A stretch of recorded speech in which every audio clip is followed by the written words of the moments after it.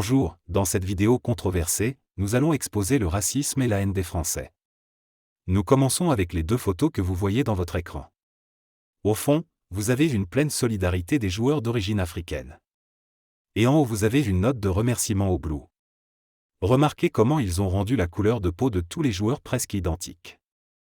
La seule raison pour laquelle vous voyez Kylian Mbappé, c'est parce qu'il est le meilleur joueur de l'équipe et pour s'adapter à leur récit, ils doivent éclairer sa peau. Il y a beaucoup de bons joueurs de la photo du bas qui méritent d'être ajoutés au message de remerciement. Voici un extrait vidéo du sélectionneur Didier Deschamps humiliant cruellement un de ses joueurs africains Marcus Thuram, lors de la finale de la Coupe du Monde. Il lui crie férocement dessus et balance ses bras avec colère comme s'il lui disait dégage. Benzema a contracté une blessure au quadriceps gauche, quelques jours avant France-Australie 4-1, match d'ouverture du Mondial des Bleus, le 22 novembre. Il a été confirmé que Benzema avait subi une déchirure musculaire qui nécessiterait 3 semaines de temps de récupération. Après une série de tests médicaux à la clinique in Doha, Karim Benzema a été écarté de la sélection pour l'Australie, avant de recevoir une visite de la part de Didier Deschamps et du médecin de l'équipe nationale française, Franck Le Gall. La déclaration du médecin était « Je suis désolé Karim, mais tu dois partir ». Le discours du médecin des Bleus à Benzema aurait été orchestré par Deschamps en personne de son côté. Didier Deschamps serait resté relativement silencieux pendant ladite discussion. Ce qui n'aurait pas manqué de choquer Karim Benzema, mais lui aurait permis d'ouvrir les yeux sur sa situation en équipe de France.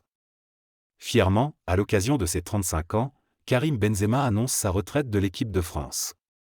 Nous nous souvenons tous de Zinedine Zidane, de son héritage dans le football et de sa grandeur.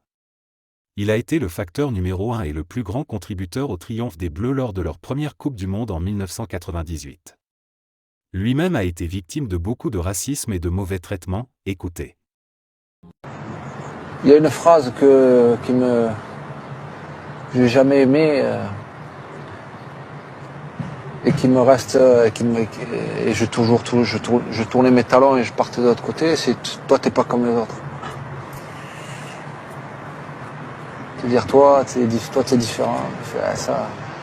Quand il y avait quelqu'un qui me sortait une phrase comme ça, parce que ça arrivait, hein. Oui. Là, j'étais comme un fou. Comme un fou et je tournais mes talons, je partais. Ça faisait mal pareil, quoi.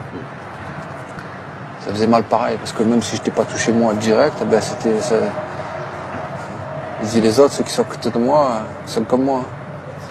Ils sont pas différents. C'est plus compliqué pour celui certainement les origines. Et enfin, un message très informant aux jeunes et brillants footballeurs franco-algériens. Ne commettez pas la même erreur que votre précédent, vous le regretterez beaucoup. Gardez votre fierté et refusez de faire partie d'une équipe qui vous maltraite et vous dénigre. Gardez la tête haute et choisissez l'Algérie plutôt que la France. L'histoire est mon témoin.